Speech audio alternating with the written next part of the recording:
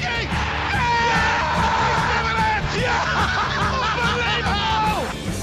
Unbelievable! Hello and welcome to the Liverpool Way podcast, the first episode of the Arne Slot era at Anfield. We finally heard from the new manager this week as he popped in at the training centre for a chat with the club's website.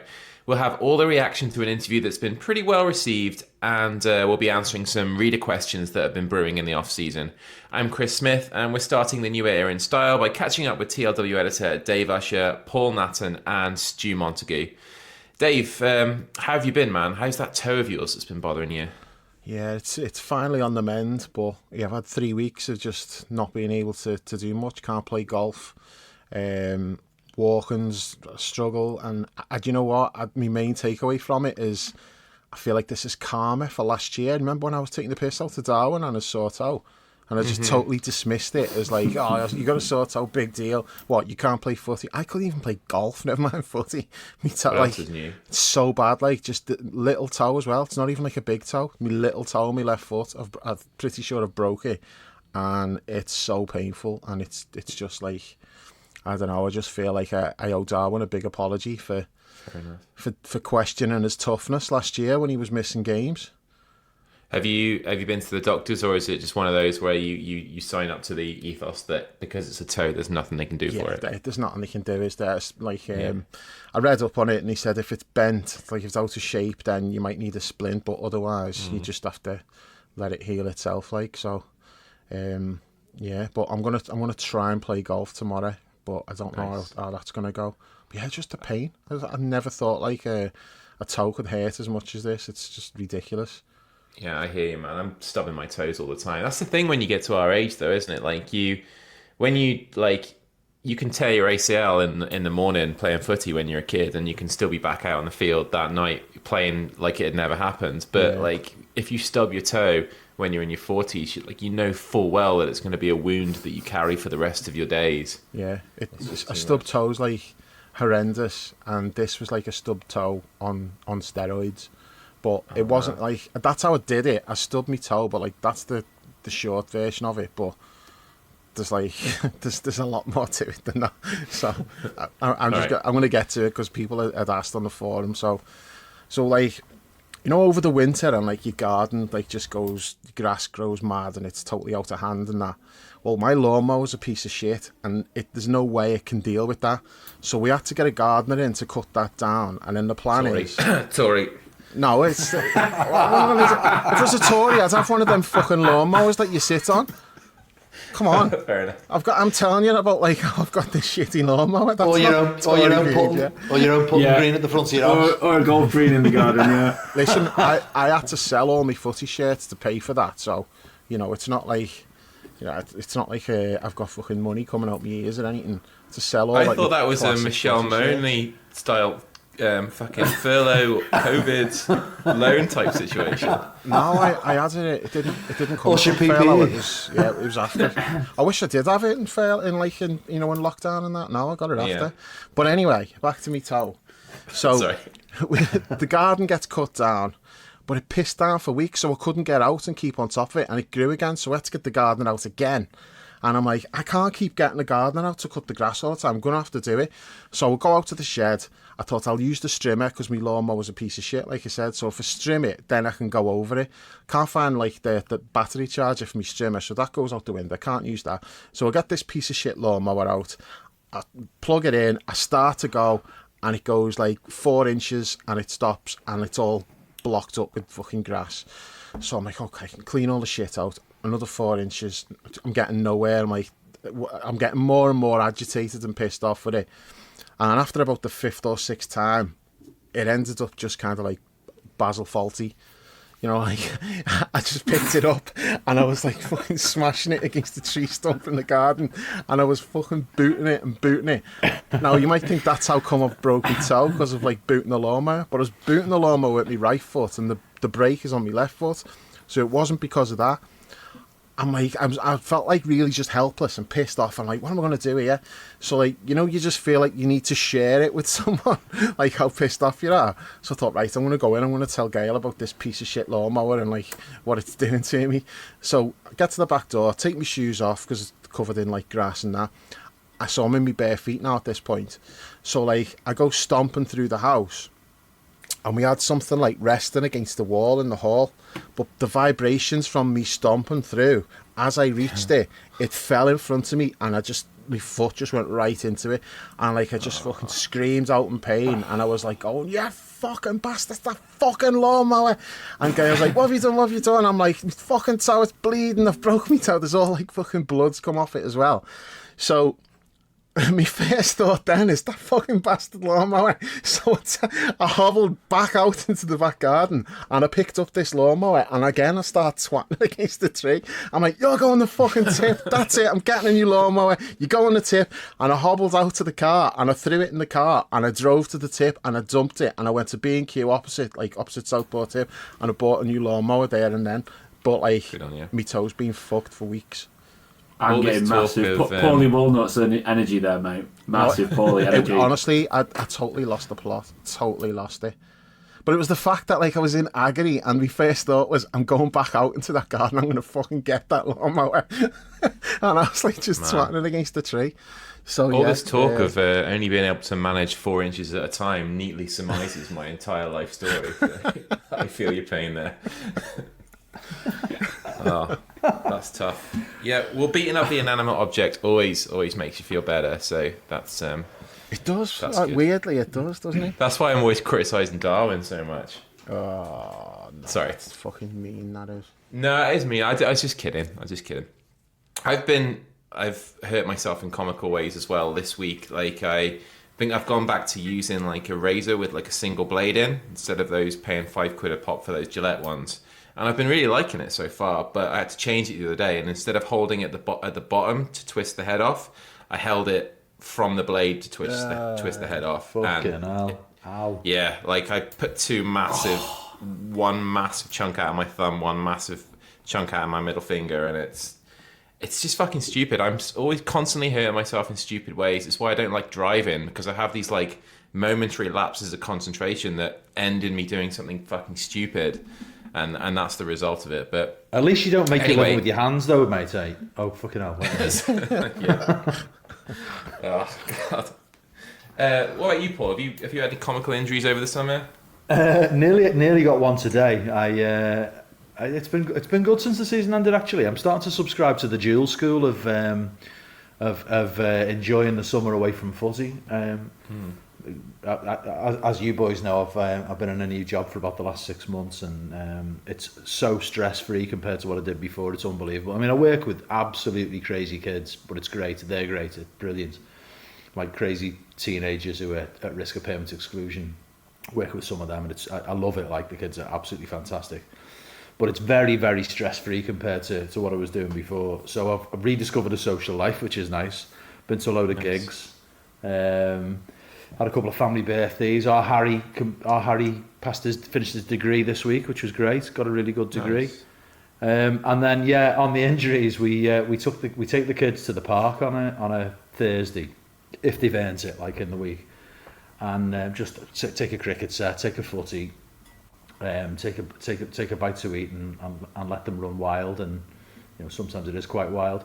But we're having a kickabout, and I forgot about my calves. Oh my God! The first, honest to God, right, Dave. The first time I hit the ball, it twinged, and I went, "Oh, I'm out!" And they're all going, "Ah, what are you doing? What are you doing? You're old man. You can't go." I said, "Yeah, no. I know. I am an old man. You're right." I'm out. But you were like that when you were a young man. yeah. I had old man's calves as a young man. Yeah. Now so, cater calves. Yeah, but I dipped out at the right time, so it didn't transpire into a full injury. But it was a near injury today. It was a warning. A warning. That's right. Yeah. Good job. Stu, you're a bit more sensible than the three of us. I'm sure you're living the high life in the summer and haven't hurt yourself in ridiculous fashions at all. I'm not sure about being more sensible. I'm enjoying the summer. Football finished about 4 weeks ago, so I genuinely do. The amount of time I spend thinking about football and getting involved with it just drops off massively for 4 or 6 weeks. So it is nice to get get quite a bit of time back again. I don't know what to do with myself sometimes. Saturday afternoons, actually, it feels sort of strange to not have it punctuated by that every weekend. But yeah, some nice time off, bit of work, and quite a lot last couple of weeks of just trying to get my schedule right for Glastonbury and get my what I'm going to go see and stuff like that. So that's always quite a nice high point in the summer. So I'm looking forward to that next week. Who's headlining this year, Glastonbury? Do you know what? I'm never that bothered about the headliners. I think it's Coldplay and Dua Lipa are the big hitters this year. But Dua Lipa though. Sort of. Yeah, but for me, like that, won't you? I'm seeing a pattern here, Stu. There's like a level underneath it. This is like why he hates Mo Salah, but like he'll champion Naby Keita. And it's the same thing. Like, he doesn't like the headline acts, does he? He likes the more niche ones that other people are not interested in. Too big time. Always, pure hipster, always. Yeah. There's like Kiwanuka's there, Little Sims is there, Jamie XX, LCD Sound System. There's loads of like really good sort of just under that big hitter level. I'm really looking forward to it. Barry Can't Swim in the afternoon, hopefully up at the park will be nice if there's some sun. Yeah, looking forward to it. Obviously, I'm familiar with all of those names you've just mentioned. Paul is. Paul knows the script. It'll be sound, mate. I'm envious. It'll be brilliant. So I think you'll have a great time. As long as the weather holds, it'll be sound, won't it? Yeah, it looks decent. One more thing that notable from this summer, I flirted with the Guinness Book of World Records for. I discovered like a arm hair, like a hair on my forearm that was honestly it was 4 inches long. I was like, oh my god, what the fuck is this? I couldn't believe it. And like, I think I showed it to you. I posted it in the. Put it in the chat, yeah, you did, yeah. So I'm not lying. It was 4 inches long. This hair on my forearm. So like, in all seriousness, I thought that must be close to a record. You'd think. So I googled it, and there's some fucking woman in California with a 7-inch one. So we're back to 4 inches and 7 inches again, Chris. Yeah, there you go. But yeah, it was a near miss. But someone did say to me, you should have looked to see what the British record was. But one morning I woke up and it had gone. It just fell out. So that's obviously something you're familiar with, Paul. You know, you just wake up and like, where the fuck's my hair gone? What's happened there? That was a long time ago, Dave. The memory's gone. But yeah, 4-inch arm hair. Mad. Was it a grey one, yeah? No, it wasn't. All right. Nope. Holy crap. My forearms are like not really that grey. It's just like the rest of me. But no, I don't know. Like, I didn't even know that was possible. You just have this one random hair. It's like 4 inches long. It's like fucking. Anyone tuning in for forearm chat? I mean. That's what the TLW pod's all about. We're 15 minutes in and Arne Slot's not had a mention yet. Like, yeah. Well, speaking of hair fall, maybe you can give him your forearm hair, Dave. Segue. He can just stick it on one side of his head and just stretch it across the other. Do a Bobby Charlton comb over with your forearm hair. Did that picture of Landon Donovan? Oh my god! Absolutely amazing. So bad. Yeah. And what about the text that went with it? That was unbelievable. Yeah, man. I don't know what was going on with that. Guy. That was weird. Yeah. It's the same as Mo, isn't it? Mo's had it done as well, hasn't he? That you can see. It's kind of like, obviously it looks like it's like someone shaved the hair underneath. Mo's got that kind of like sort of stubbly bit in his widow peaks kind of places. You wait till it's set before you go on telly, surely. Just bizarre, wasn't it? How could he not think that would be on camera? Once Everton touches you. All right. Okay. Let's get into the meat of this Arne podcast Slot. then. Arne Slot, which is or Arne, as we heard it was yesterday. What are we calling him? We need to get this straight from the start. I've just been saying Arne. Arne, yeah, I've been saying Arne. It'll become Arne, I reckon, but it's affectionately. But it's Arne. His name's Arne. We need to build the affection before that happens. Slotto. Yeah. Nah, not for me. I'm not rolling the R's. Not at this stage, but don't want to get into a croissant situation about the whole thing. I was going to say, what's your justification for not doing it, Paul? That you think you'll sound like a dickhead? No, it's just too difficult. It's not though, is it really? Arne. It's not difficult. You just don't want to sound like a dickhead, which is my whole argument about croissants. It just doesn't trip off the tongue that easily. Chris, get us back on track. Go on. Okay, so Dave, the wait to hear from Arne is over. Yeah. I know you were pleased with what he had to say and how he came across during that half an hour or so interview he had with the club's website yesterday.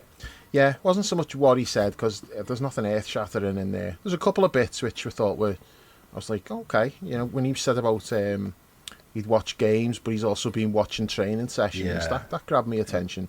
But more so just how he came across, and I felt like he struck a really good balance between being confident but being humble and like appreciative of where he is, and you know, and I also liked that he kept referencing Feyenoord all the time. You know, whenever he was asked, he was like, well, yeah, and Feyenoord, because I felt like that was the deliberate thing to show respect to Feyenoord. It's like, you know, yeah, I've not just forgot all about you because I'm in the big time now, and it's like, see you later, losers. It's not like that. He was at pains to constantly talk them up and make comparisons and like just be really flattering towards Feyenoord, and I like that. You know, maybe some people are like, why is he talking about Feyenoord? But I thought that showed a lot about his character, that's still in his mind, to be respectful to them. Agreed. Rather than just seeing them as some stepping stone to get him up the ladder. So I think that I like that about him. I think he come across as a really decent fella, which is everything that we've heard anyway. You know, people who've worked with him and that, he's supposed to be like a great people person. You know, when you have to look at the way the Feyenoord fans were, you know, he's left to move on, and he was still given like this, you know, hero's farewell and that, like they love him. All of that just bodes well, I think, you know, just in terms of character. I mean, we know he's a good coach. Like, he wouldn't have got the job if he wasn't, because now it's all like, same with players. It's like, it's not like the way it was where everything was eye test. You know, like, so the days of like, you just go and hire Mourinho just because he's the biggest name on the market, like those days are gone now with most of the big clubs, at least the ones who know what they're doing. It's all like, you know, it's analytics and stuff and finding somebody who fits what you want to do. And it's the same with the players. It's not like where you just look and go, oh, he's a good player, let's get him, which is how it was. Let's be honest. That's how it was for like most of our time watching football. And then it's evolved with technology and stats and analytics and all of that stuff. So we know that he's obviously a really good coach, and his style should mesh nicely with what we want to do.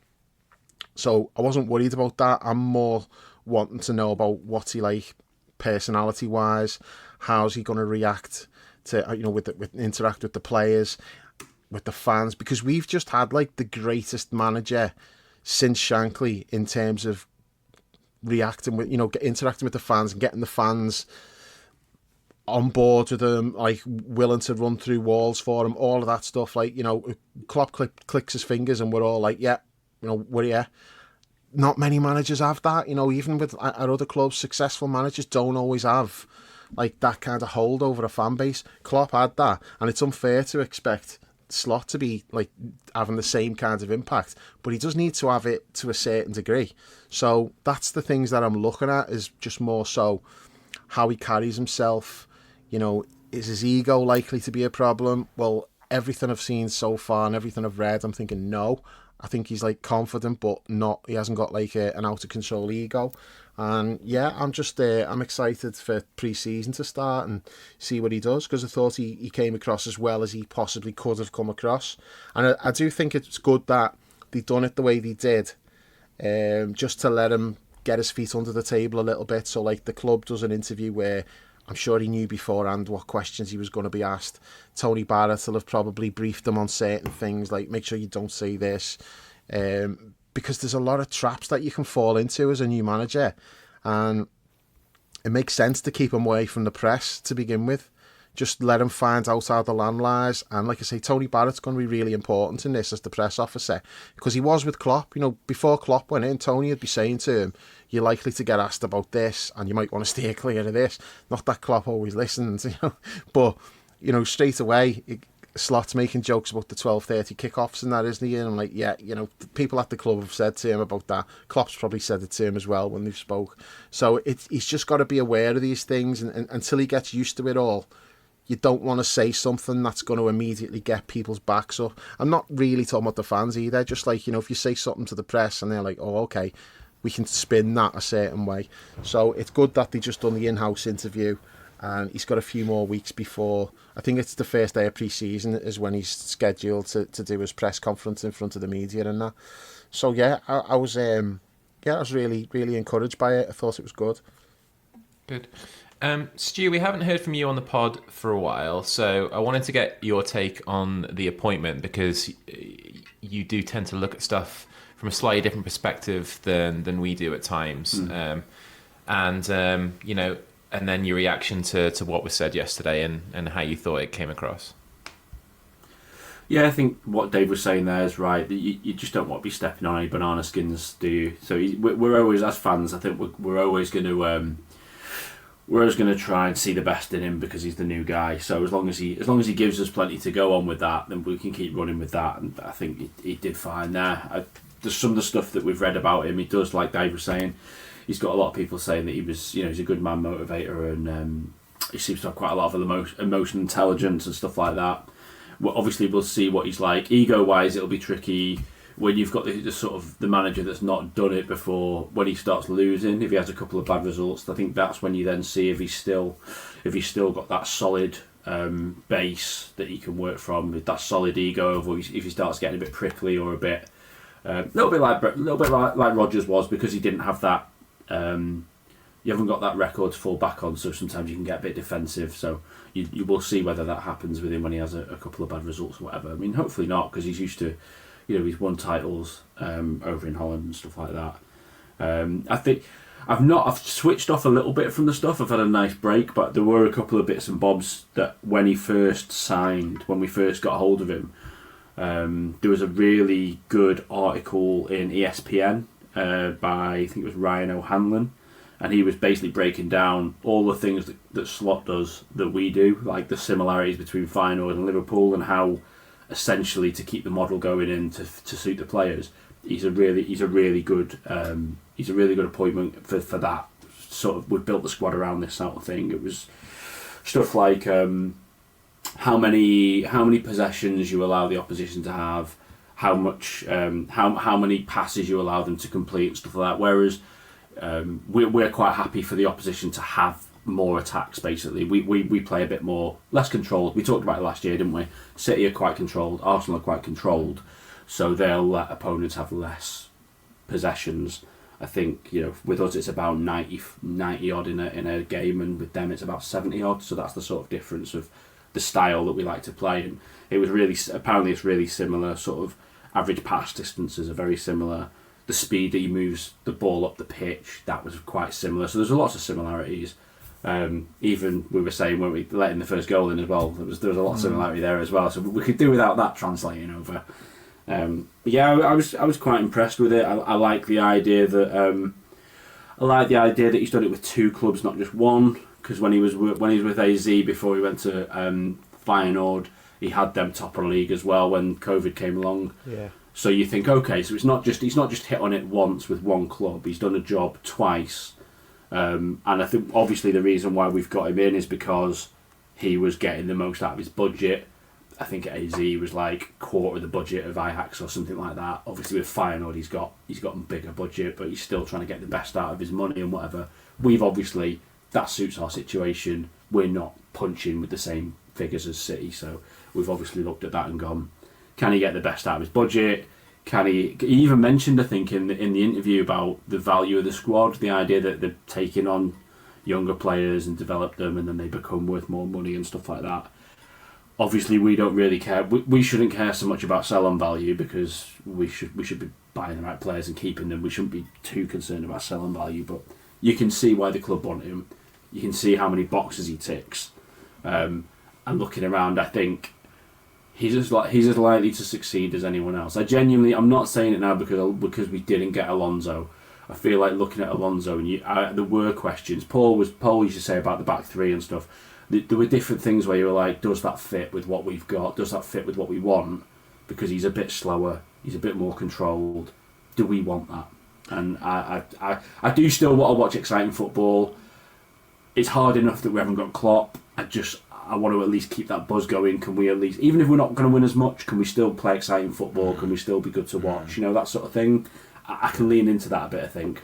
That's where Amorim didn't seem like a good fit as well, because he was the whole back three thing, but he didn't have the wow factor of Alonso. It was like the questions about Alonso's system. Well, Amorim had that, but he didn't have the great stuff. So as you say, Slot's more of a fit for what we're looking for. But I don't know. Paul, go on. I mean, most of what I'm going to say is basically, is broadly speaking, been touched on by you two boys. But I mean, I think he does. Can I frame it slightly differently for you then, Paul? Yeah, go for it. Like, did what you hear yesterday, or what you heard, did it have you ready to move on from Jurgen and to sort of embrace what we're about to encounter? I mean, it felt weird. It did feel weird. It felt strange. It felt like, oh right, okay, yeah, Jurgen isn't coming back. And I know intellectually we all know that, but you know, emotionally, it felt odd. I think is probably the best way to put it.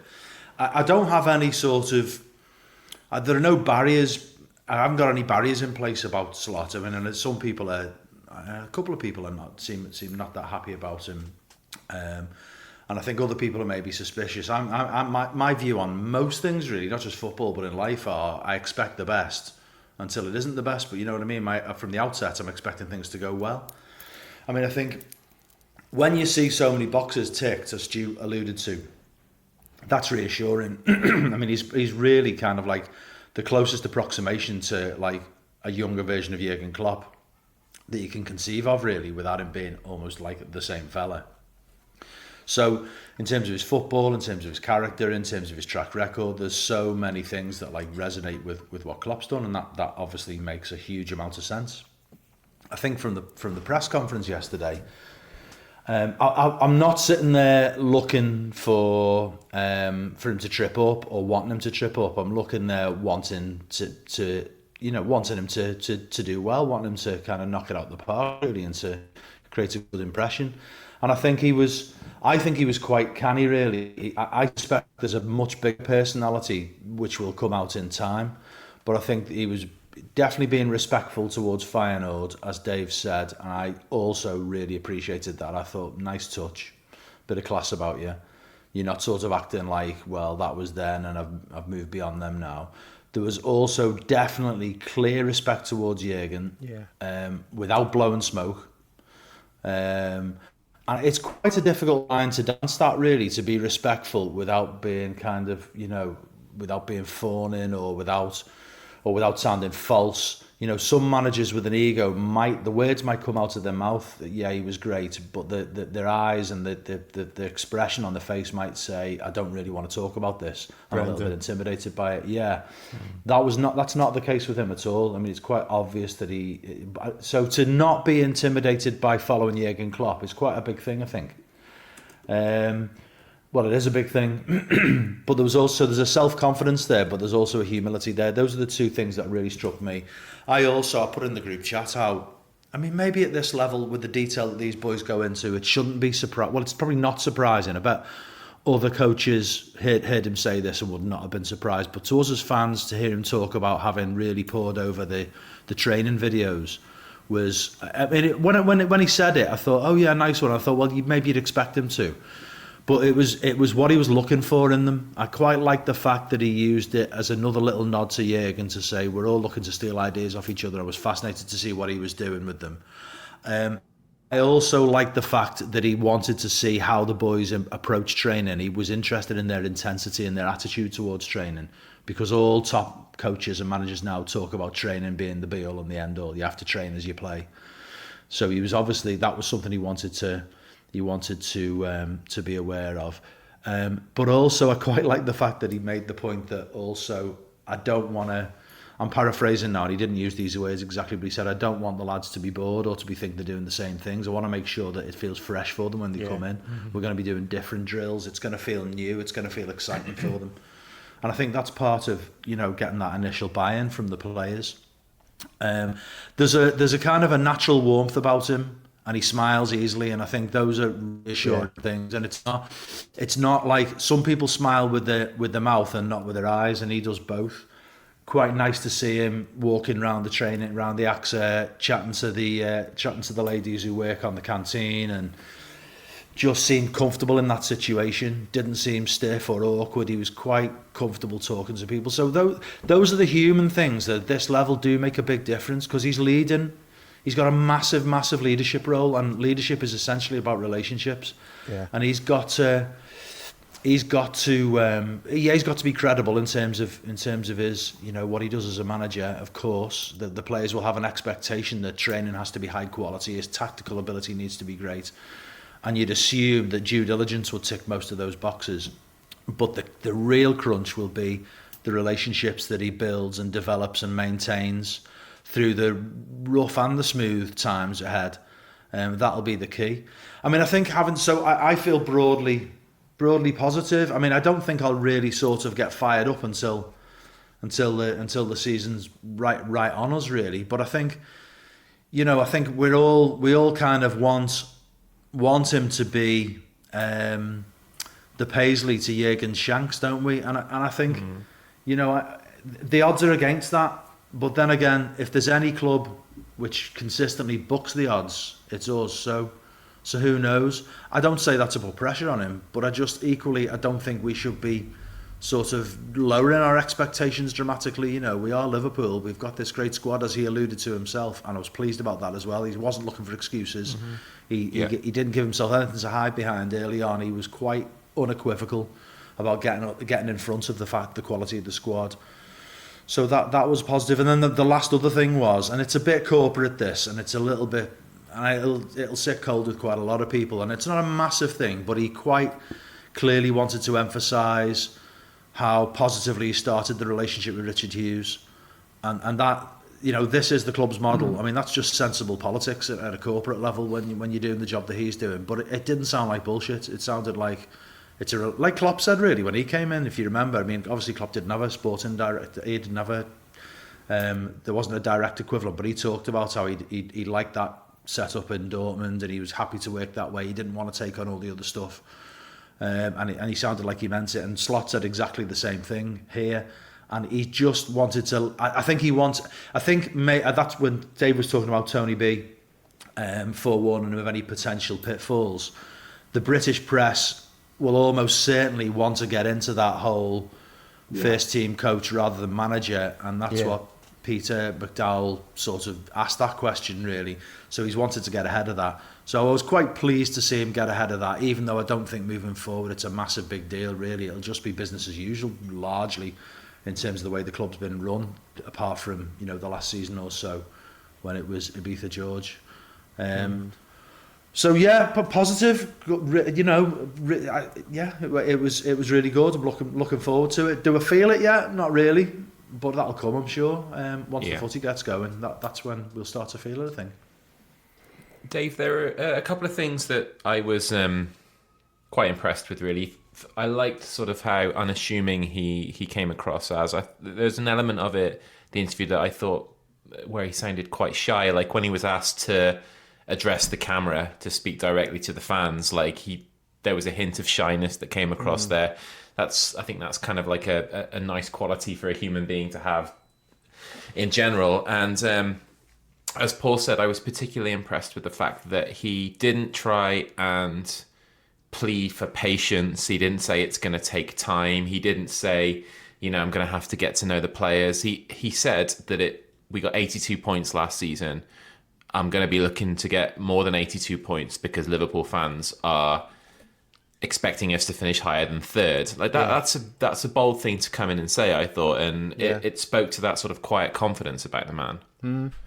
Yeah, definitely. And in terms of, I'm looking a little bit shy and stuff, I think the club need to be a little, I say the club, I mean more so like, the website, the social media, TV, that side of things, maybe need to be a little bit careful with it, because you kind of just got used to the fact that you could just get Jurgen to do anything, and he's like, where's the camera, and he's totally doesn't give a shit. And even the fact that the moment he came away from all that, the first thing he did was set up an Instagram account, and he's still doing those cheesy videos and that now. So I don't think if if Slot's not particularly comfortable doing that, I wouldn't be forcing that on him. And I'm sure they won't. I'm not telling them anything that they're not already aware of. But Klopp was like the best at that kind of thing. He always knew the right thing to say. He was hilarious. Every video he put out was just great, and you're not going to recreate that. And I don't hope they don't try to and put him in an uncomfortable position. Just let him do his thing. Because Jurgen was very much an exception to the rule, though, when it comes to Liverpool managers, wasn't it? That it was more about, what exactly, but it was always more about letting your football do the talking, whether it was Bob or Kenny. Rafa wasn't a great talker either. So that was more the tradition, the sort of the quiet guy who got on with his job and let the results speak for themselves. Klopp's an absolute dream for like social media team, though, isn't he? Yeah. All right. Anything else that you guys want to get to on the interview itself and the coverage that was put out yesterday? Just one point I was a little bit surprised by. I don't think it's a problem as such, but when he was saying they asked him about like reaching out to the players, and he said he spoke to some of them, but not all of them, and the ones who were at the Euros and Copa America, he's just kind of, apart from Virgil with him being captain, he's just kind of letting them get on with it. I know Robbo's being asked about it, and Robbo said he hasn't spoken to him, and I just find that like a little bit surprising. But he explained that by saying he'd rather just do that face to face in pre-season rather than Zoom calls now. But I still did think I'm a little bit surprised that you've not spoken to all of like the main players. But he said some, and it would be interesting to know which ones he'd spoken to. And then do the ones who he's not spoken to, do they feel a bit like put out and thinking, hang on, am I in the plans? Or I don't know, I just feel like it would have made sense to speak to everybody, even if it's just a couple of minutes chat. You'll always get that though, won't you? Because you'd have to draw the line somewhere. So it's who gets pissed off that they didn't get a call. You'd probably draw the line at like Bobby Clark, McConnell, people the line like that. somewhere, aren't you? I know what you mean, but it's probably that that leadership group, isn't it? Like obviously you speak to the Robbo's in it, and he's top not couple, to him. True. Like I'm assuming he spoke to Mo, but he didn't specify that, did he? I think it would depend on a team meeting or something. Sorry, Jim. I was going to say, I suppose we just presumed there would have been like a team meeting or a team Zoom or something, but it's hard to know, isn't it, what's normal for them in those circumstances when you're not on the inside? I mean, will they have time to be thinking about it that much when they're away? They will be focused on what they're doing over there, and I think really it'll depend on how he handles it when he sees them face to face. Playing on the fucking PlayStation for like 8 hours a day. I don't think they'll be that arsed, Dave. I don't think they'll be that arsed. But if they are arsed, he'll put it right, by the way, when he deals with them in person, I'm sure. I suppose the main thing that's in the back of my mind is, as he spoke to Darwin... No, it's not. No, I'm only listening. The thing that's in my mind, on a serious note, is Trent. I want to know, like, has he spoken to Trent? Has he discussed his role? All of that stuff. Because I think this is we'll probably get onto this later. I think this is a massive issue. In 6 months' time, he can sign for Real Madrid, and nobody's talking about it. It's like everyone seems to just be taking for granted that he's just going to sign a new contract. How the fuck have they let it get to this point? And like, Michael Edwards comes in, Richard Hughes comes in. Fucking minute one of them coming in should have been, okay, let's get that contract sorted for Trent, because the clock's ticking here, and every minute he's spending with Bellingham's in his ear, sign on a free for Real Madrid and all that. As much as I don't think it's in Trent's head to leave, the longer this goes, it'll be put in his head, and we'll be in like a Stevie situation where Stevie was like, do these even want me? Are they even serious about keeping me? What's going on? Remember Rick Parry fucked off on holiday before he did the contract and stuff, and that's when like Gerrard started getting all these doubts about, like, are they serious? Are they messing me about? Do they want me to go? I just find it incredible that we've allowed Trent to get to this point. Not so much Virgil and Mo because of the age. It makes sense to hold back a little bit on that. But with Trent, that should have been the first thing they did. I mean, I think at this stage, I think you're overthinking it a little bit. I think maybe a year ago, that was the crunch time. But the club has been through off the field turmoil, and it has been negligence in the running of the club over the last 18 months. There's no doubt. There's all sorts of roles that weren't being weren't being carried out effectively. Go on, say it. You know you're dying to. Come on, Paul. Mike Gordon. I don't understand how you laugh it off, though, Dave, because he's basically admitted that he didn't want to do that job by appointing Michael Edwards to do it for him. So I just think they weren't running, the day-to-day run of the club wasn't right. But it's not even below that. Like, not having a proper sporting director, I think, is just insane. Letting Klopp do all of that was anyway. But we've had that for a couple of months, and they so a year ago that was when that should have happened. I would assume at this stage, that as soon as there's no way Richard Hughes has not been talking to Trent's brother, no way in the world. And I bet what he said to him is, we're absolutely fully committed to Trent. We're very serious about giving Trent a contract that he deserves, but we realise that the timing isn't great. If he's going in for whatever reason, the club's not been in the right place to get the deal done. I can only apologise. We're serious about getting it done. We'll get together and get something sorted as soon as the Euros are over. I'll be amazed if there's no dialogue between them. There has to be a dialogue between them. That's why Trent will be relaxed about it, because of that. And also, Trent isn't Stevie. And Trent isn't currently captain, and Stevie was captain at the time when he sort of flirted. Trent has wanted to be Liverpool captain. He's also, unlike Stevie, Trent has won everything in the game at the club. So therefore, there isn't an imperative to leave to win because he's done it, and now it's about cementing legacy because he's done all those amazing things. I am not worried. There may come a time when I'm proven wrong and I become worried, but at the moment, I'm not worried at all. I think it's absolutely just don't know fine. how you can totally dismiss it and not have any worries about it. I'm not totally dismissing it. You just heard what I just said. I'm just saying at the moment. You're not worried at all. I don't know how you can not be worried. No, Dave. I said there may come a time when I may be worried about it, but I'm not. January the 1st when he says, "Yeah, I'm joining Madrid." Well, whatever. I can't. That's just the way I feel. I just think it'll be fine, and I would imagine the club have had conversations. But they shouldn't have got to this point. There's absolutely no doubt about that. It's crazy that we're at this point. Ridiculous. Unprofessional. It has to be done for the start of the season, doesn't it? Like, maybe that point is August, Paul, isn't it, where you start to worry? What was that? Sorry. Maybe the point that you start to worry is August. Yeah, I think so, yeah. If we go into the season and they're not like, there isn't something saying serious, meaningful conversations are underway. They might not have it all signed, sealed and delivered by August, but if Pierce isn't writing a story saying that no problems are expected from Trent's side or the clubs, and now it's about dotting the I's and crossing the T's, if the very least we're not getting that kind of thing, that would be a worry. That would be a worry. If we've kicked off the season and that hasn't happened, that's a worry for me. Because then the whole distraction argument starts again. Then it's about like, well, when's the right time? Because now we're playing football. Mm-hmm.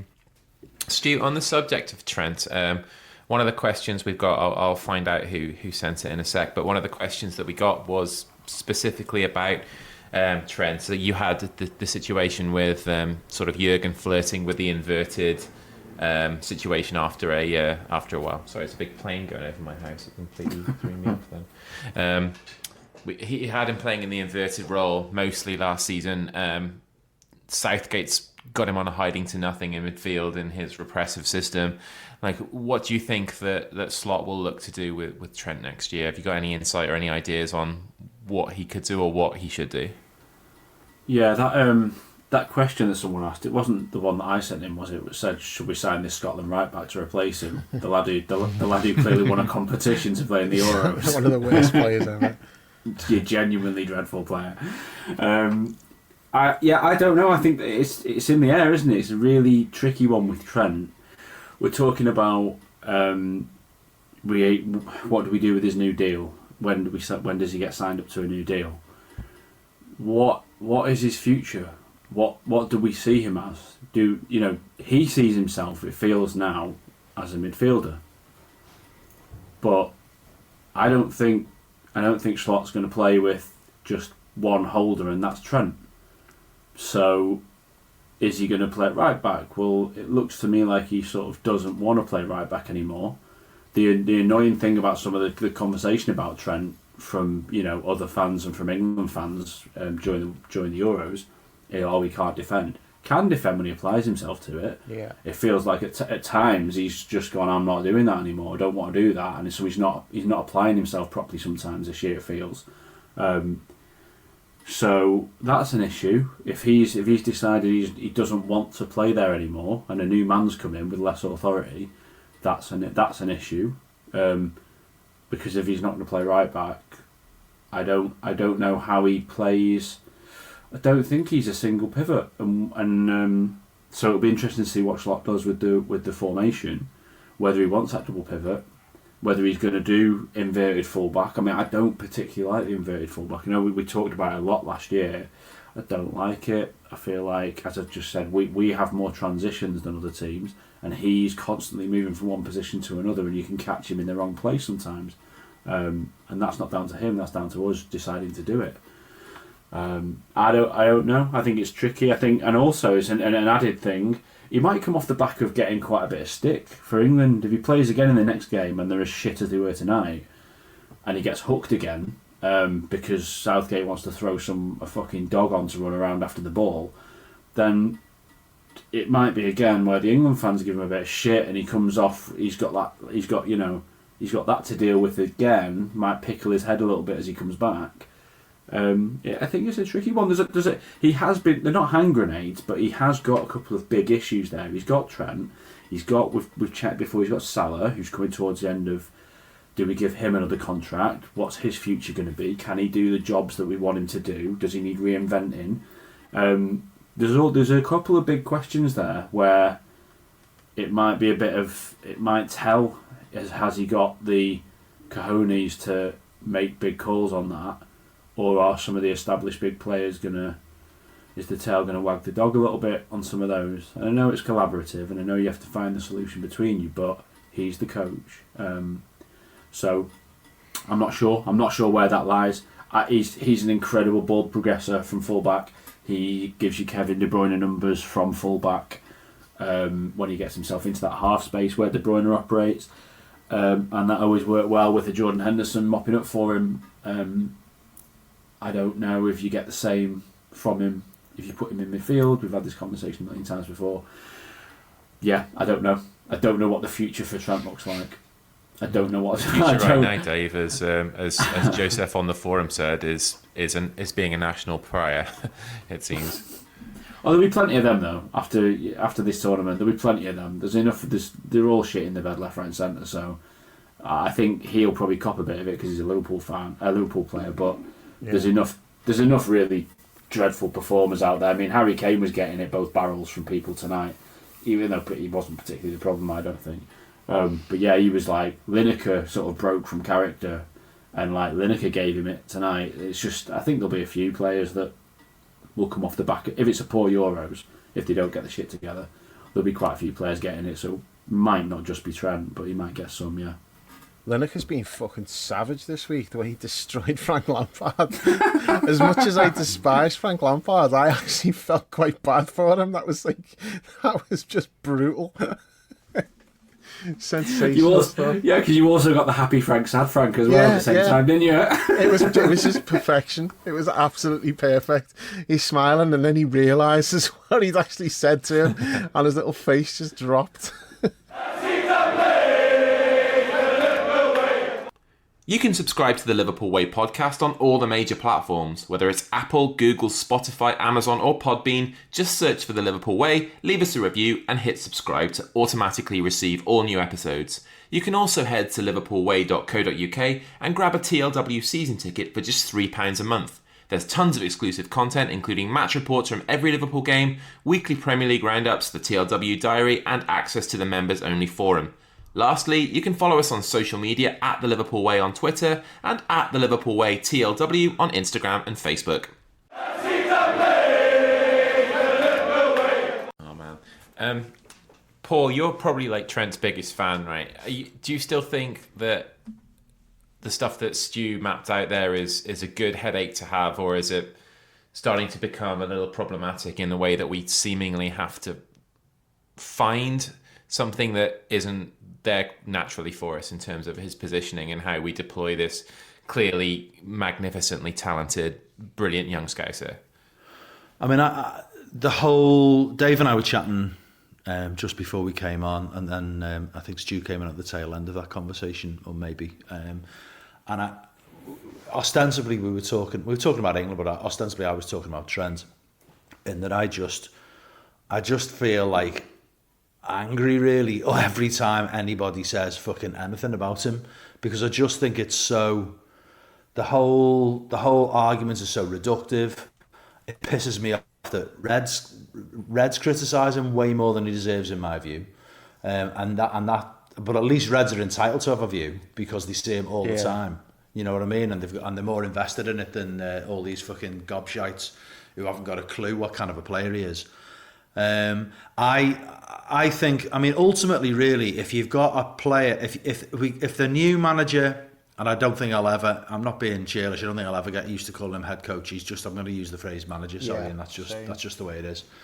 If the new manager can't get a tune out of one of the best players in the world, then he's not good enough for us. So in that sense, I feel quite relaxed about it again. I mean, again, as with the contract issue, I reserve the right to change my mind. But right now, I just think Slot will make the decision, and he'll find a way to make it work. I'm open-minded about what that might be. Definitely agree with Stu's ambivalence towards the inverted fullback thing. It's just, I don't know. I don't think any of us have really been feeling that, have we? It's shit, really. It doesn't lend itself to that exciting football. Control in that way is not something that I'm really interested in, although we do need to have more control in our game, I think. I wonder if really he's an 8.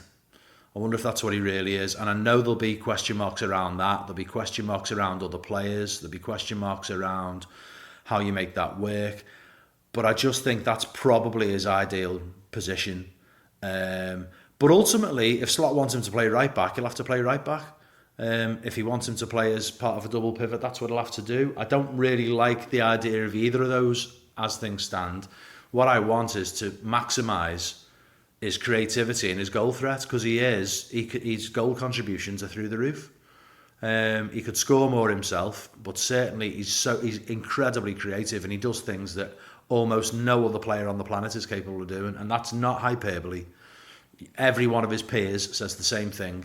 All the pundits say the same thing. His talent is absolutely stratospheric. And if you can't make a talent like that work, then we have got problems with the manager. So I'm kind of the view that it's so... You have to go some to fuck up making Trent Alexander-Arnold a success in your team. Now, obviously, that doesn't reflect well on Gareth Southgate, does it? But I don't think any of us think highly of Gareth Southgate, and thank fuck he's not our manager. So yeah, as things stand, Chris, I'm pretty relaxed about it. I'm touchy about criticism towards him more than probably any other player. I'm not quite Dave levels of touchiness with Darwin, but I'm not far off.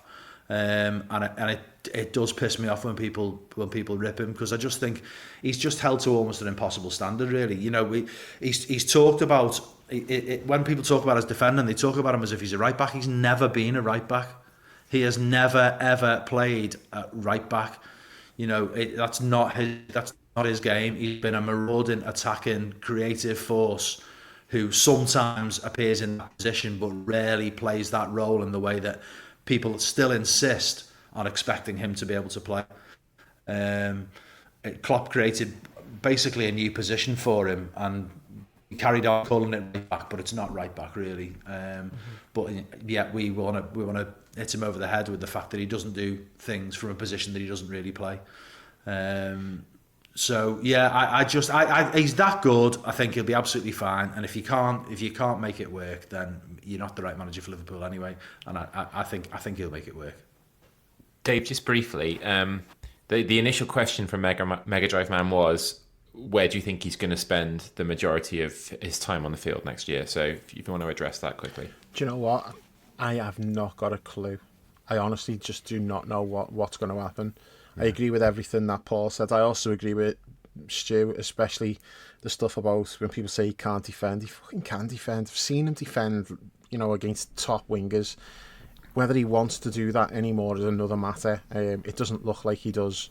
Now, I feel like we dominate games that much. What Paul said there about he was never right back, That's true, because we have that much of the ball. He's so far up the pitch, and I never had a problem with his positional side things. People saying, "Oh, look, Trent's out of position." If Trent's out of position, we don't know he's out of position.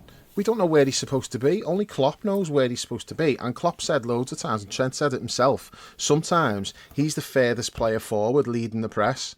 So somebody else has got to do the stuff behind him. So I never had an issue with any of that. My issue's more with the, just the 1v1 stuff. And sometimes, like, he gets caught square on. I'm like, you wouldn't have got caught like that when you were 18. Why are you getting caught when you're 25? So that's the problem when he plays right back for me, is like, I don't think his head's at right back anymore. But I don't know if the answer is to just move him into midfield or what. I honestly don't know. All I know is he's like such an incredible talent. He's a great player, and wherever like Arne Slot decides to play him, I'm sure he'll be great. Now, where that is, I don't know. The right back issue's a bit clouded because Conor Bradley looks like he may well become an absolute world beater in that position, which makes it easier to move Trent somewhere else. I don't know, but I can't even like make an educated guess and say I think he'll do this, I think he'll do that. I haven't got a clue. I just like to have it for there to be a clear idea. Yeah. Like for in the weeks to come, for them to formulate a clear idea of what they're going to do with I him, think, don't you and think give it we'll a run get and that? stick with it. I'd like to think he already that. has. I'd like to think Slot knows already. Yeah, I think we'll get that. Stu, speaking of next season, Johnny H on the forum asked. I mean, this is a tough question because patience is in very short supply among football fans. But do you think this season can be a free hit for the manager? Sort of, Johnny asked if he had a Ten Hag level season, that he'd still get a second season. Like, are you setting any like minimums for him for achievements for this year?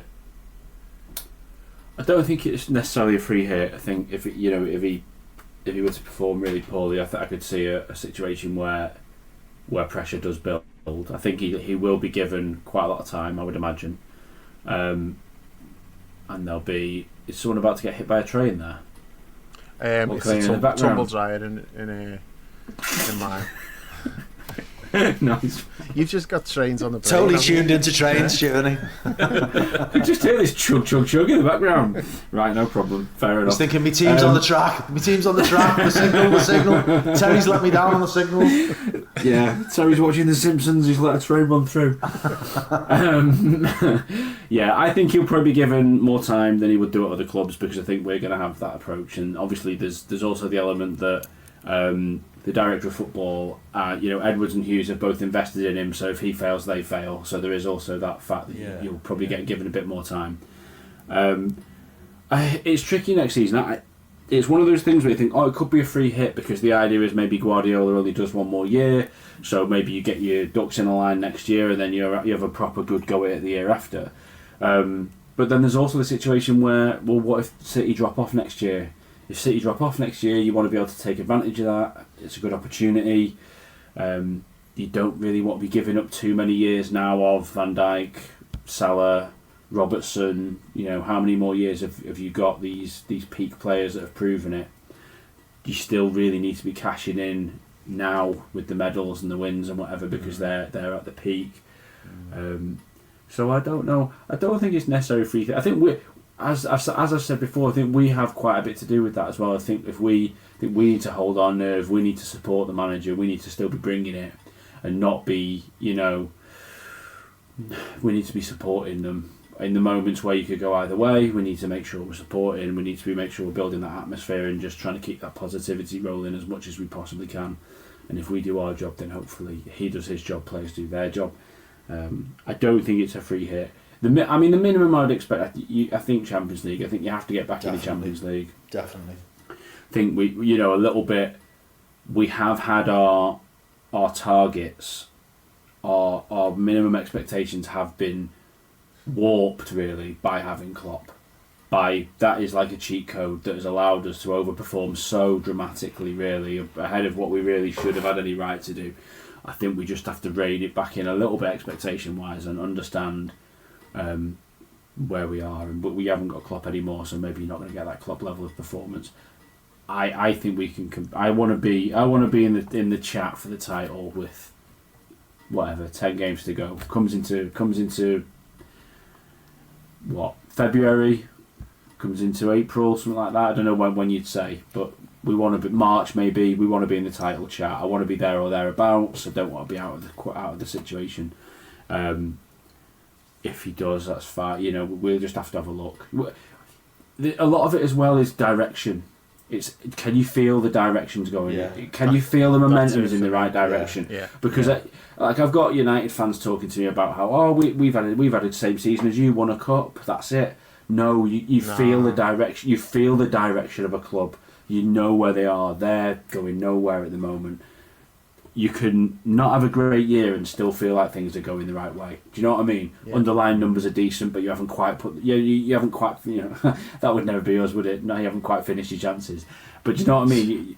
That idea that we might underperform a little bit next year, but people can see that there's a lot right there. I think that'll keep a lot of people interested. That'll keep a lot of people on board with the project and give him more time, to do whatever he's going to do.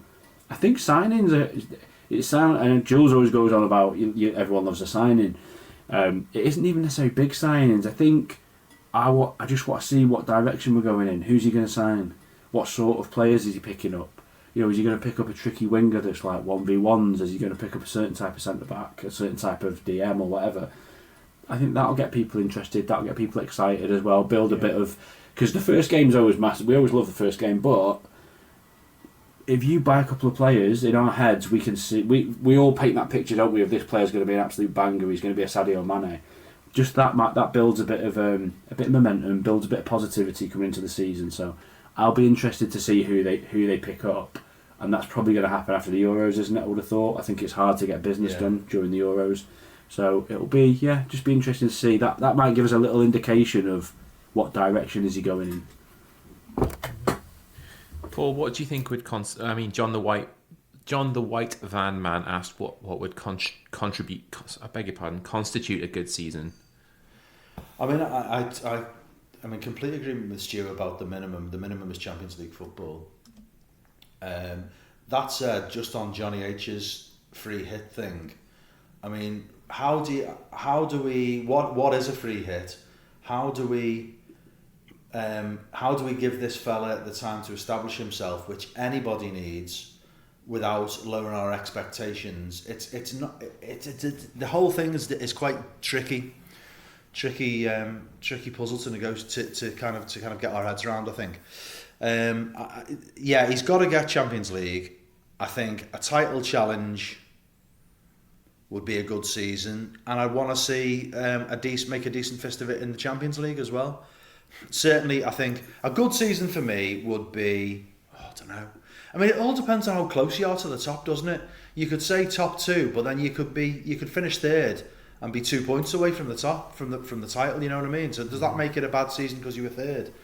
I mean, I think it's about how close you are to the top, and if if you're within touching distance of the top, that's a good season. If you get to the knockout stages with this new Champions League format, new manager, young players, had a season out of the Champions League, that's a good season. I don't subscribe to the fact you've got to win a trophy, but trophies are always nice. For me, it's about, and then when it's come back to the minimum of Champions League, if he doesn't get Champions League, does that mean kick him out and start again? Not for me either. Wouldn't be great. A lot of pressure on him. So it's not, these things are not black and white, are they? I think that there are nuances to these conversations. I think Stu's point about direction of travel really is the key. We all know if what we're watching is something we feel comfortable with and we think is going to get better, or whether in our heart of hearts we're thinking, nah, this isn't for us. The real test for me is the thrill in football. If we see really thrilling football, the fans will get behind him, and then that virtuous circle will start to roll for Liverpool, and we'll see where that takes us. That virtuous circle took Brendan Rodgers quite a long way, and I suspect this guy's significantly better than Brendan Rodgers. I mean, obviously Brendan Rodgers did have a Luis Suarez on his team, and that's not something that Arne Slot has got here. Got Darwin Nunez. Okay, I just opened the door for you, Dave. Regretted it the minute I opened it, but anyway. Next Suarez. So I think there's all kinds of factors at play here. So I don't subscribe to the idea of a free hit, but equally I don't don't want a stick to beat him with either. I just want to see that full momentum. What I'm looking for is coherence. The boys touched on that earlier. You want to see a really coherent setup of the team. I want to see exciting football, and I want to see, I want those thrills at Anfield. And if we get those things, we get that coherent football with thrills and excitement, we'll be on the right track, and that'll do for me. And with the quality of our squad, if we're on the right track, that will easily deliver top four, and probably deliver something more.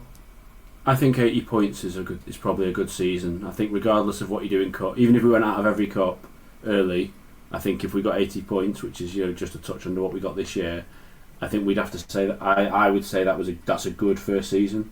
Out of the Champions League early would be possibly bit of a worry for me. Yeah, I'd be good. I'd say get through the groups maybe, unless you have a disaster.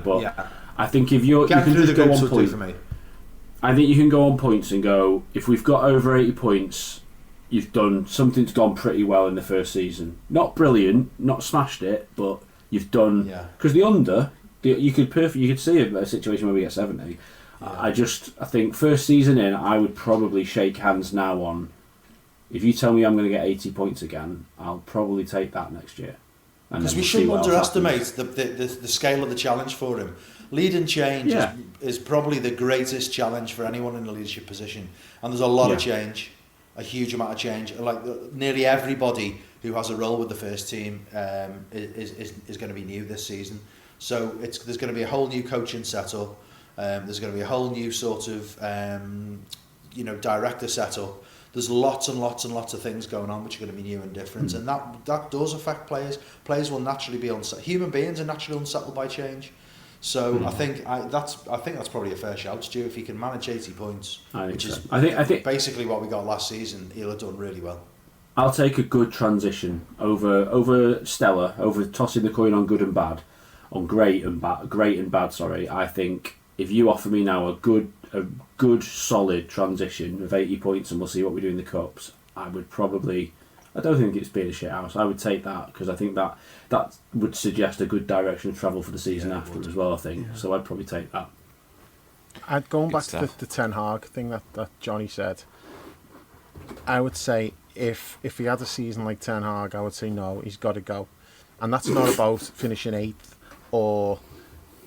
because, Ten Hag finished the season before, he finished in the Champions League spaces, and I still thought he was shit. And I was like, how the fuck did they finish as high as they did? Because they're not passing. They're just not passing the eye test. So, to me, it's not about how many points we get, where we finish in the league. I just need to feel like he knows what he's doing. As long as I've got that confidence that, he knows what he's doing. As Stu said, it's about direction. As long as I feel like this fella's taking us forward, he knows what he's doing. There might be some bumps along the way, and I'm prepared for that. In terms of the Champions League, not particularly arsed what happens with that. It's about the league for me. I want to see week in, week out improvements. Does this look like a well-coached team? Because with United, they finished 8th last year, and they should have finished about 14th.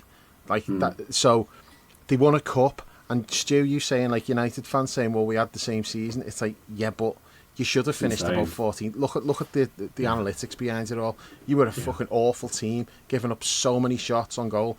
If we were like that, I'd be massively concerned. If those numbers pointed towards they're a badly coached team, easy to play against, if that's the case, then we've got a problem. I don't think that will be the case, but I'm not putting any sort of demands. Oh, we've got to get this many points. We've got to finish this place in the league. I just want to see that, okay, I want to have confidence in him, and just watching the team, thinking these are well coached, he knows what he's doing, he's got this in hand. Even if this season doesn't go great, I feel like we're in position to move forward with him. That's what I'm looking for. And if it's not like that, if it's like Ten Hag, then he's not the right person, because Ten Hag's not the right person for United, and it's fucking hilarious that they've kept him. That last season, I think there's two different things, isn't it? If it's Ten Hag's first season, like you're saying, it's not brilliant, but you look at it and you go, okay, they finished in the Champions League places, there's things to work on. Like you're saying, last season, that's an absolute shit show. Yeah. Like you say, underlying numbers of expected goals against them for, like you say, should have been 14th. Apparently there's 96 teams in the top 5 leagues across Europe. They were 95th, I think, for shots against them. That's in all the 5 divisions. There's only one team worse in the top 5 divisions. It's insane how shit they were. But yeah, they can keep him for as long as they want.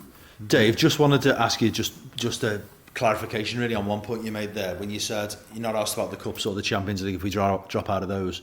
I just feel slightly, I wonder whether you agree or not, that in some senses, I mean, as I said, I think I want us to get through the group phase and I can live with going out in the knockouts. But that's kind of where I'm at with it. Yeah, because I just feel like Premier League and Champions League form almost go hand in hand. I don't think you can switch between the two, really. You know, you're putting your A team out. It's the big boys, they're the big games.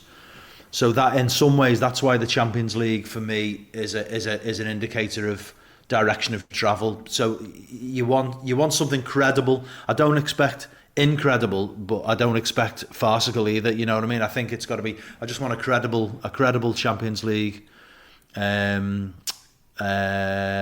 next season, given that it's his first season. No, we can't. But I don't expect like United's group stage last year, the way United played in the group stage. We can't have that. Yeah. You know that. Yeah. When I'm saying I'm not asked, I mean I'm asked to an extent. What I mean is, I see the Champions League, like how we do next year in the Champions League, as more of a bonus than anything else. Yes. I'm not over like emphasising that, if you like, because you could end up with a really tough group and like look at Newcastle last year. Newcastle. I have no idea how you qualify. I have no idea how you qualify for the knockouts. Oh, shit, yeah. What's the fucking... about that. It's what's the new Isn't it like shit a format? 10-team group or something? Yeah, I've just realised that. I don't even it's... know what that means, getting out of the group I think it's the top anymore. 3. Is it the top 3 and then it's like a number of the 4th place teams? It's weird. Yeah. I can't remember. I presume that we'll have to really... Group. You don't know, do you? It's seeded. The groups are seeded. Yeah, so we'll be set up so we don't go out. As well. Yeah, it'll be set up so we have to really do something like crazy to go out, won't it? That's the whole point of it now, is to insulate the big teams from like shocks. So it probably stacks the odds in our favour, doesn't it? I can't remember exactly how it works, but yeah, it'll be probably a bit more of a disaster if we don't get through than actually given that. That's one for us to come to a bit closer to the season. I think we'll look at all the permutations of the new format and who it's going to suit closer to the time. I think that the only thing finally in relation to the Ten Hag point, that if we were to lose 7-0 to Manchester United, I'd pay for his payoff myself. Yeah. Because like Ten Hag should never have ever in a million years survived that, and it's amazing, isn't it? Totally agree. Yeah, it's ridiculous.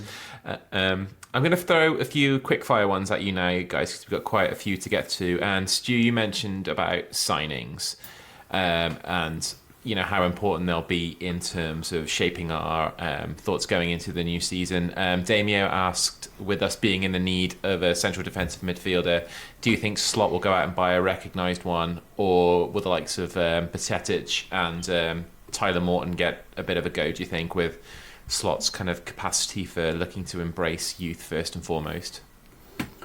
I think it's a question where you just really don't know. We've got no record of what he will do given a bigger budget, because he's never had one before, so we don't really know what he's going to do with that. Again, we don't really know what he sees for Trent in the future. I don't think we'll see Endo as a permanent fix for that. He'll be a perfectly useful squad player, I think, still. Yeah. And he'll do a great job if we don't buy there.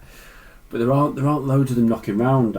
As far as I can tell, I'm watching the Euros. I'm not seeing loads of standout available players for that position. You were looking at Chelsea spent 150 million to try and sort that out last summer.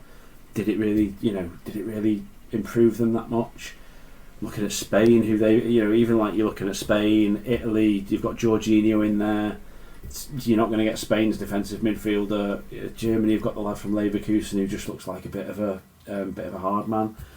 I think it's a tricky position, and it probably takes someone with a bit more of a finger on the pulse of European football to go, this kid is like the next big thing at DM. But like, is there a kid that's better than Bajic out there who stepped in and looked the business when he first came in? Don't know. I just really want to see him back to full fitness to start the season and hopefully get a good pre-season under his belt, and we can take it from there then, because like you say, he really, really did look the business. Dave, is there anybody that you've seen in the Euros so far that, I mean, we typically won't operate in this part of the market anyway, because anybody who has a really good European Championships is going to have about 20 million added to their value, and we tend to, at least in the past, have tried to be a little bit smarter than that. But is there anybody you've seen from, big nations or small, that you think would be a good fit for us? You haven't? All right, no, I watched the first half of Scotland's, like the opening game, turned it off. They were so bad. I thought, I'm not watching any more of this. I watched an hour of England's first game only because Serbia were well in that, and I thought there might have been like some comedy, might have been worth watching for that. And then when I realised now that it's nothing's happening here, I switched that off, and I've seen maybe 10 minutes of another game. I think it was Spain at the weekend, maybe. So no, I've not watched it at all. Okay. But in terms of that question, I don't think we'll sign a defensive midfielder. I think we'll go with what we've got for now. All right. And don't be surprised Paul, if Tyler Morton, if Tyler Morton impresses in pre-season, he might stick around as part of the squad. There's one for Paul where it was interesting. I was watching them again today. That Calafiori for Italy, who's like a left centre back and can play left back, and it made me, because Paul's been saying, we need one, we want one. And he looks class. He's really impressed me, and there's talk that he's going to make the move because he's 21. He's at Bologna, so he's ready for a bit of a step up. But it did make me think it's a hard sell, isn't it? That left back job is how do you someone like that who's already playing for Italy? How do we get them on board if you've got Verge and you've got Robbo still there? I don't know. It's a tricky sell. I mean, isn't that like the big club challenge? You want to be an elite player, you're going to be up against elite players. And I suppose if a player isn't up, if they don't back themselves to come into that, in the context that you talked about, I've not seen this lad, Stu, but 21 playing. I like him playing a lot for Italy.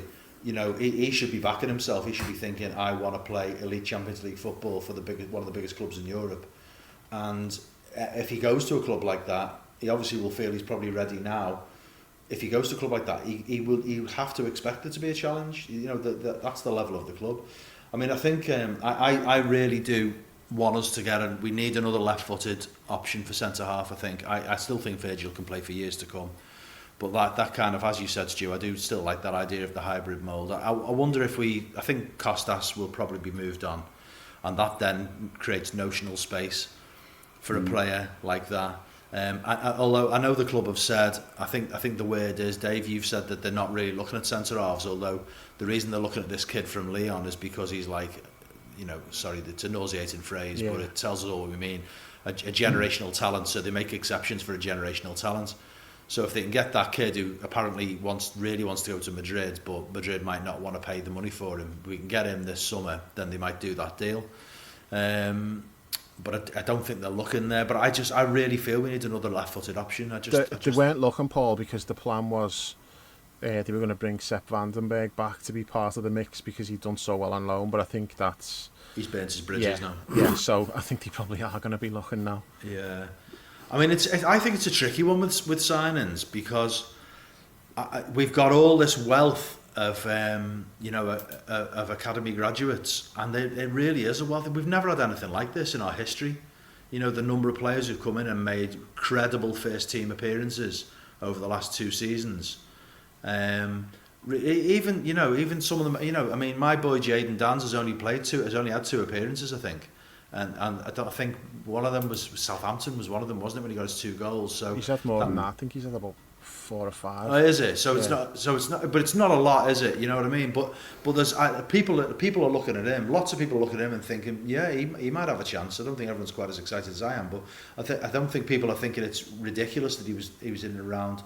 He was getting a sniff of the Liverpool first team. So you've got all these young players, loads of lads who've been out on loan.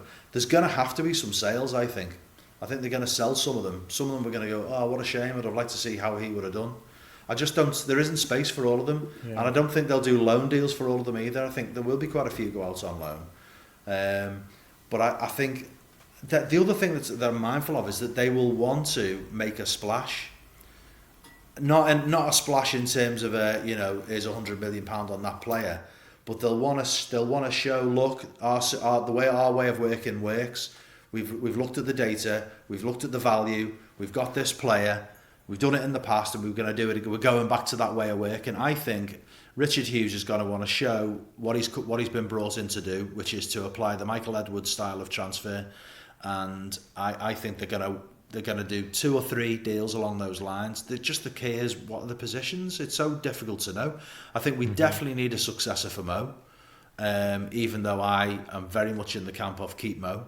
I might look at keeping Mo and playing him a slightly different role, but regardless, I'll be keeping Mo. But I think we definitely need more pace in the front line. We need more goals in the front line. There's definitely an argument for a mobile 6. I've wanted one of those for a long time, but I hear everything the boys have said about Endo, about Bajcetic, about Tyler Morton, and then the centre half. So I just find it quite tricky. I'm more, but I'm quite relaxed about it. Really, I'm intrigued to see what comes of it. And in some ways, it'll be part of what I think Stu or Dave were talking about earlier in terms of his whole plan unfolding. We'll start to get signs of how it's going to look. That bit is quite intriguing, and I hope will become exciting. And what I'd like is to have some like nice surprises. Go, oh right, okay, sound. I like the sound of that. That looks good. That's going to take us in this direction. But at the moment, I don't have a really clear idea of how that might be, because I guess we've got so many questions about how the team's going to set up, who's going to play where, and that sort of thing. Yeah. Dave, 1977 Benji asked about your dad's boy Bendo. What do you want to see from him this season? I wouldn't be sending him out on loan. I'd keep him, because everything that I've read and YouTube clips of like the analysts and stuff talking about what Slot looks for, it's all about like isolating the wingers, like 1v1, and that's the thing that's his best attribute. You just get him 1v1 and let him go past the fullback. I don't think we got the best out of him when he was playing. So a lot of the time he was having to do that thing that Mo does, where he's having to come back with his back to goal because there's nobody on the right hand side, with Trent inverted, and Mo has to come deep and get it. Mo can do that. Mo will like hold the defender off and pop it off, but it's not really Ben Doak's strength. But if his job is basically stay wide, wait for the ball, and we'll clear space for you and just go at the fullback, I think he'd thrive. And there's enough games next season that we are going to need a big squad, and I would definitely keep him around. I also think if Diaz stays, which hopefully he will, I think Diaz will really thrive in that setup as well, because he's great 1v1. Good stuff. Stu, Total Longo asked, and there's a couple of other ones as well, in terms of asking about who might leave during the summer and whether there'll be like a Coutinho-like departure. But Longo asked if there are going to be any incomings funded by player sales. Who would you be looking to move on? I don't know. It's tricky, isn't it? It's without being in the room and without knowing what those big hitters are telling you and what they're thinking about, it's hard to know. So I said before, I think you have to cash it. You can't let Mo Salah run his contract down to 0.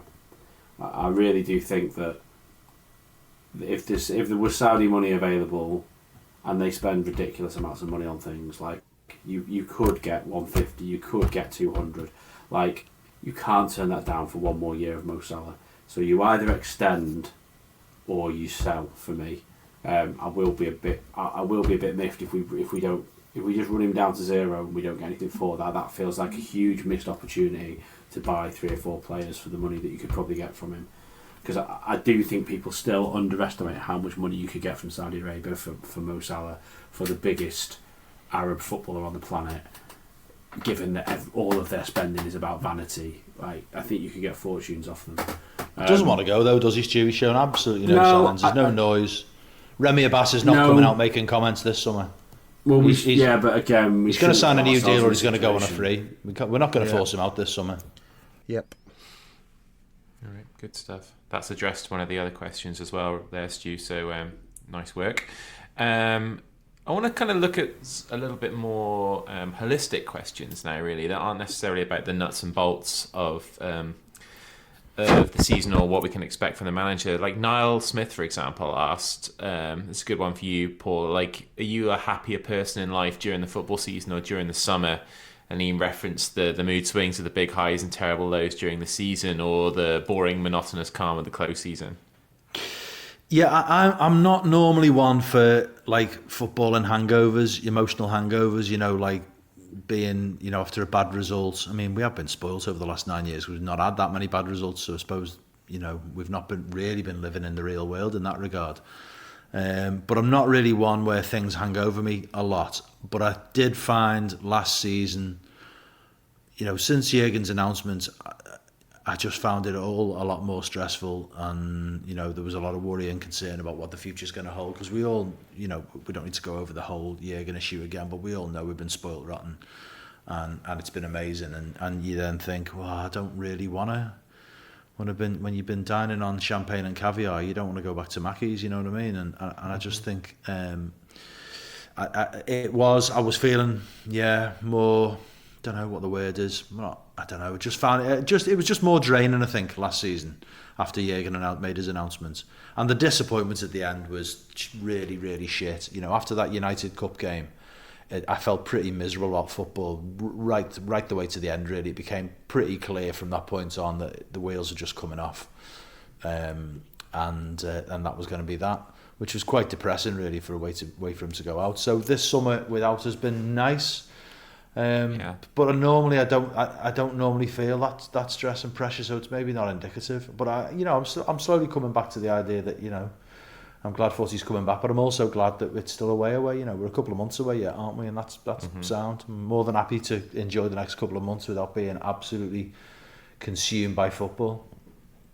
I think the only thing I miss is having an anchor point to your weekend. Like, no matter when the kickoff is, that you always have something in mind that you're going to do during your weekend. And the last few weeks, I've sort of woke up on a Saturday morning and thought, well, even not going to the game as regularly as I can, like, what do I do with the weekend now? There's nothing to sort of like base in your other activities around, and that's all I've missed, really. But I don't really miss the ups and downs and the living and kicking every ball as we've had to do during the Klopp era, because, as you say, it can be really, really fucking stressful as well as being enjoyable. So yeah, but Dave, the fixtures came out this week, or was it last week? This week, wasn't it? Like Tuesday, yeah, this week. And we, apart from the trip to United away, which is a little bit of a baptism for the new manager, the first few games look relatively kind for us, but who was it? Navdeep asked, what fixture do you look for first when they're released? Is it as simple as just Everton? And he says he looks at the last fixture before anything else to see whether we're lifting the league at home on the last game of the season. No, it's the same for me. I look at the first game and the last game. Yeah. They're the priority, and then I'll just have a little scan through to see when's the derby, when's the United game. I always go Boxing Day as well. I like to know what's on Boxing Day, whether we're home on Boxing Day. The first stop is always opening game and then last game of the season. Yeah. I always like to be at home last game of the season. I hate it when we're away. Yeah, agreed. Stu? Yeah, first, last Boxing Day period, if I can catch a game with the old man or something, I'll tend to look at that. And then United. It's never so much the Blues for me, because I don't interact with many Everton fans as you boys do. What's that? Not City. No, like the last few years. I suppose sort of we do, yeah, but it does still always feel like the big rivalry is United. It's still the first one reflexively that you go and look for after been alive for 44 years now, and it's always been United. So I think I'd probably look for City before United now, just because of the significance of it, and it's always wanting the home game second. Yeah. Maybe it is. Yeah, maybe it is. I think it's whichever one just jumps out at you first, isn't it? Because before you've even looked at it, usually you've been told we've got City here, and we've got the so. Dan in the group chat giving us like the full fixture list an hour before, and then getting all like, be careful you share this with. That was brilliant. Oh, like he's got CIA sources told him. We have to give Dan a shout out, don't we, Dave? Yeah, actually, yeah. We need to give Dan a shout out. Wish him all the best. Like at the election, he's standing for St Helens North, isn't he? Green Party. Yeah. Green Party candidate for St Helens North. So if you're in St Helens, vote for Dan. Vote for the Godfather. Or else. Yeah, there you go. No, I'm really proud of him. Like just putting himself out there and doing that. I think it's fantastic. Yeah, definitely. Yeah, definitely. We're all dead proud of you, mate. So I hope it goes well on the 4th of July. And we've got an honourable member in our ranks. Yeah. I love the fact he's paused his Twitter while he's in the campaign. doesn't want them to see all of his abuse at referees. Fair enough. Good stuff, Dan. And we'll keep the audience updated on how he does. Hopefully, I'll have you back on the pod soon, mate. So good stuff. Somebody else asked about. Yeah, that's right. Scouse Cowboy on Twitter asked us, and it's a good one for you, Paul. When do you usually 100% engage with the new season? He says it used to be 365 and then around the first pre-season game, and now it's only sort of the day before the new season starts. So is it any different for you this season, heading into pre-season with a new fella coming in? Do you feel like you need a little bit of a longer break than you previously would have? No, that question caught my eye as well, Chris. I'm glad you passed it my way. I don't care about pre-season games. I don't watch them. They're pointless. They're glorified training exercises. That said, if there's goals scored, I'll seek out the goals, particularly if it's new players. If there's like a little, but I'm quite happy with like a 10-second clip of someone beating a man and shooting, or a goal being struck and going in the top corner. That'll do me from a pre-season game. It's just an individual moment of skill. I'm quite happy to catch that after the event, but I'm not asked about watching it live. I'm vaguely, I keep ticking over like we all do any Liverpool news. If you're on Twitter, you follow all those accounts, things come along, but I'm not really in until almost immediately before the first game. So obviously I'll be all over. That's when the excitement gets going. We'll probably do a pre-season pod, and that'll whet the appetite, and then we'll go into there'll be a press conference, the first proper press conference before the first league game against Ipswich, and that'll get everyone talking. And then obviously you want that first performance. At that stage you're right in, I think. But I just can't get excited about friendly games. I can't, you know what I mean? I know it's great for fans when the team's gone over to the US, and it'd be great for fans over there, and a lot of people invest a lot in those games. I'm not trying to be a smart ass about it, but just don't feel it, you know what I mean? Signings will potentially be exciting, but again, it'll depend who. If it's a player I don't really know much about, I'll be, you can be excited in the abstract, I guess, because it's a new signing, but it's, unless you really know what someone's game is, you can't really get fired up until you see what they can deliver. And by the same time, that might sound contradictory what I was saying before. I'll be excited about a new player, but I then won't be bothered to go and watch a pre-season game for his quote-unquote first appearance, because I don't see it as a serious first appearance. It's only when it's in a competitive game where I think it really showed something. You might see an odd little moments, but it's indicative of nothing really, how you do in a friendly on the other side of the world against a half-arsed Man United team. It'll be when the season really gets going. It'll be when I jump back in, and I've pretty much always been like that, really. Nice. And Dave, it wouldn't be like a TLW pod without some references to Darwin. I'm sure you'll be tuning into the Copa of America to see him and Suarez back together for Uruguay. Yeah. But I've also got to touch on a question from Ash, who asked what happened to the parrot in Southport and whether he's banging out Nunez yet. No, he's not. I've not been for a while, to be fair. Like the last time I went was during like the bad spell at the end of the season. I hadn't been making any progress. The parrot had not given me any response, but I was still sticking at it. Terry went, didn't he? Terry went. Terry tried to sabotage him. You see, Terry went, and Terry's like Darwin's biggest critic, and I think that may have played a part. And like the last time I went, I tried it, and the parrot just went, "Are you fucking messing?" I was like, all right. I'm like, okay, I'm giving up on that till next season. Hopefully, like he starts banging them in to start of the season, and yeah, and it'll. I just one day it's gonna do it, isn't it? I mean, parrots are clever, they're trained to do it. One day it's gonna do it. I'm not giving up. Is that the parrot or Darwin you're talking about? Well, Darwin's definitely gonna do it. It's just a matter of time. But yeah, I've got faith in the parrot as well. Depends how often Terry goes down there. He could just see pretty green eyes at you. I know. Paul, just one quick thing before we go. I forgot to tell you this, but remember I told you about Adriana's mates in school who didn't it. One of them's a United fan. Well, listen to this. So we put that out the day before. It was on the Friday, and he travelled down to watch the FA Cup final. He's a United fan. He went to Wembley, so he travelled down for the game, and he stayed over that night. And he's outside Wembley with all the United fans and all that. And then when it comes to go in the game, his tickets were in the city end and he wouldn't let him in. He never got in. You come at the king, you best not miss. Absolutely gutted for him, honestly. I know. It's devoed.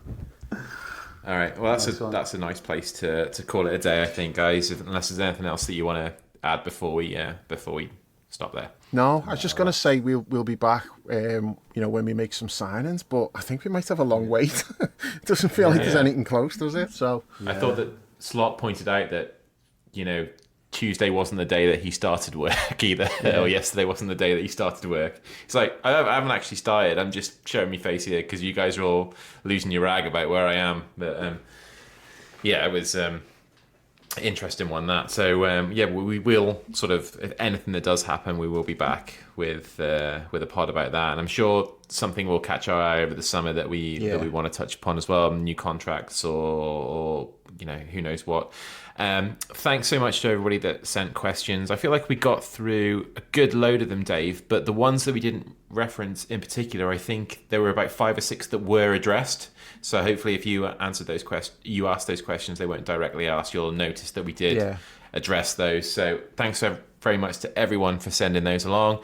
Thanks to Stu, thanks to Paul, thanks to Dave, thanks to me. Enjoy the rest of the Euros if you're watching. Keep your eyes peeled for those new sign-ins, but until then, we'll catch you soon. Arne Slot, la la la.